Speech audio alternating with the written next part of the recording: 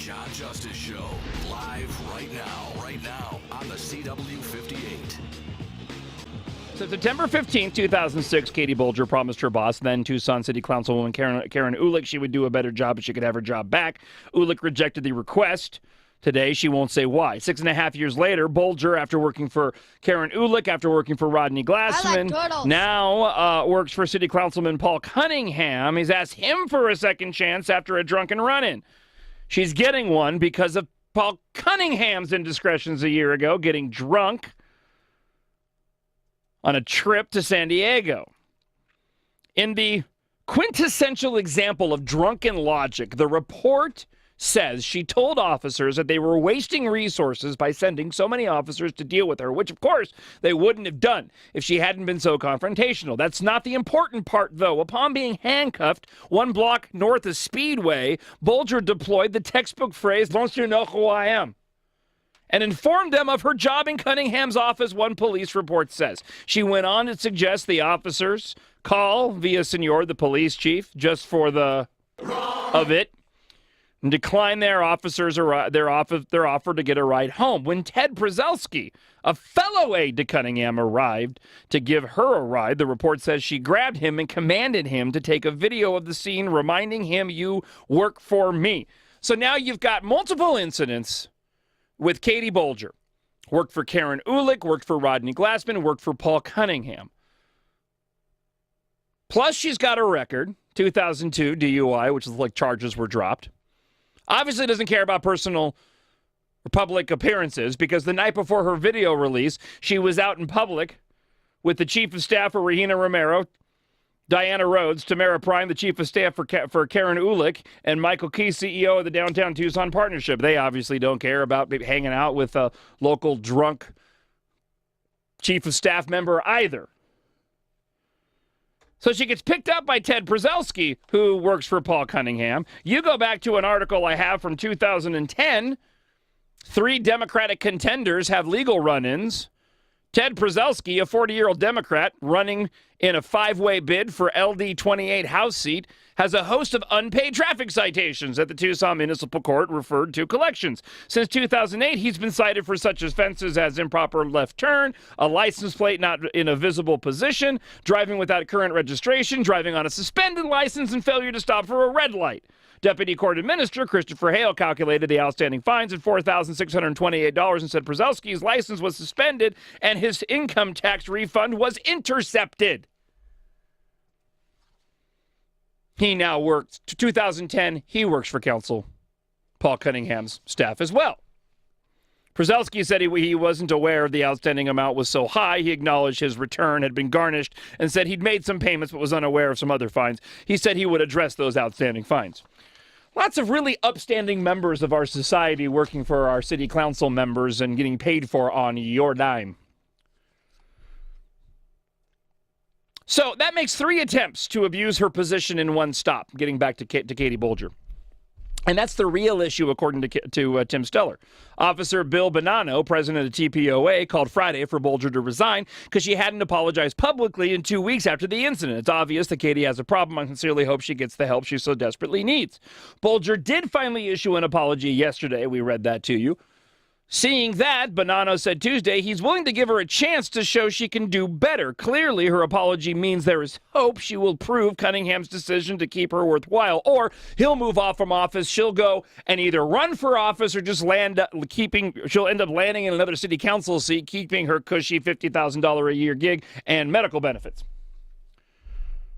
Looking back on Bolger's pitiful 2006 letter attempting to rescind her resignation from Karen Uhlich's office makes me wonder, why are taxpayers giving a second chance to someone who seems to be on one already?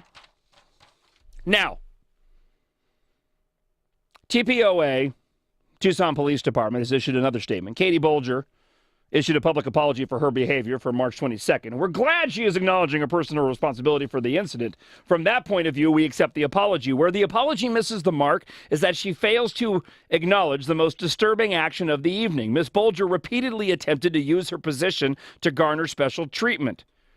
That action in and of itself is detrimental to her ability to continue to effectively function in that position. We still believe the best move for Council Cunningham's office and the city is for her to resign. Look, I thought that this was all about turning a page and turning a corner with the mayor. And even the mayor made comments about how horrible this was. I thought we were supposed to be restoring faith in the community with our local elected leadership. This is not how you do it. But this is the way that the politics are run here in Tucson, because they do not want anybody out of their little Borg clique to be loose and running on their own, because they probably know too much.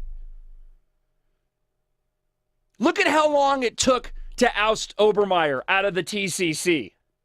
Dude, the list goes on and on and on. Now, let's back up even further. 2005. Trace-off Ulick bring in new sets of aides. Their bosses get the headlines and the glory, but the aides of Tucson's elected city council members are often the face and voice of government constituents in their wards. The new councilwomen, Karen Ulick and Neela Trace-off, are set to be sworn into office Monday. So it goes through those new aides. One of those new aides happens to be Regina, what about the working poor Romero? Ulick's other aides at the time, Katie Bolger, one-time candidate for the Arizona House of Representatives, former chair of the Green Party in Pima County. Regina Romero, who worked with the neighborhood reinvestment for Pima County. Most council members have 3 or 4 administrative assistants and 1 or 2 executive consultants, both full and part-time, for both positions. Administrative assistants are paid a minimum, this is 2005, $41,413 and a maximum of almost $70,000. Executive assistants are paid $36,000 and a maximum of almost $56,000. For Bolger, knowing her role for Ulick's party is pretty easy. It's like we're her eyes and ears out there, for as cross-eyed and bloodshot as they are. Newly elected council members Karen Ulick and Nina Trace-off have hired several aides. The new city council formally takes office ceremony at 10 a.m. Monday at the TCC. 2005. Do you see the pattern? Do you see what's developed here? Are you beginning to understand what I figured out this morning of exactly why Tucson is stuck with the same hack leadership over and over again? When you have a majority Democratic makeup and the Pima County Democratic Party that shields and protects their own, can you imagine all of this, all of these different police reports, all of these different arrests, these public drunken episodes with TPD, unpaid traffic fines? Do we need to bring up Frank Antonori and the red light deal? Can you imagine all of this being part of the Pima County GOP and their campaign staffers? Can you imagine any of them being able to keep any of their jobs? See, what you have here is a clique. It's almost a racketeering scheme that's developed here. It's this democratic system where they suck all these people in, they get dependent on the government dollars that the taxpayers are fueling their salaries for. And once they're in, they're in. It's a mafia.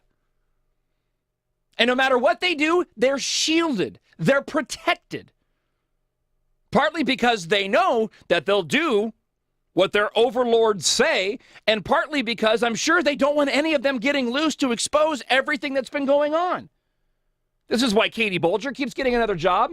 This is why Councilwoman Regina Romero is sitting in the city council chambers right now. 2005, she was brought in as an aide. And every once in a while, when a council member's time is up and they don't want to run again, they'll spit out one of these council aides that they've been grooming all of this time, that they've told them this is how things are going to run, and they move them up and get them elected. So yeah, the voters are responsible for the hack leadership, but part of the problem is they keep getting the same people to vote for, because anytime an outsider tries to come in and infiltrate, they oust them. And again, the one time you got one person on the outside, the first time in decades that a Democratic councilwoman gets booted from the city council, incumbent in Steve Kozachik, and look what happened. He's now all part of the same group and clique and will be protected to the nth degree.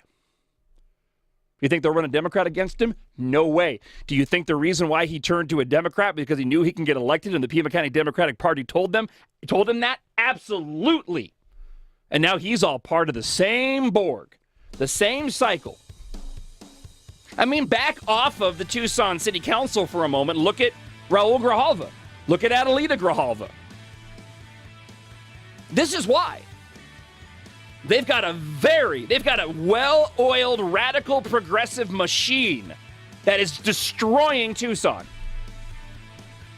Katie Bolger, as a first step, should be fired today. More of the John Justice Show. We'll get to your phone calls next on 104.1 The Truth.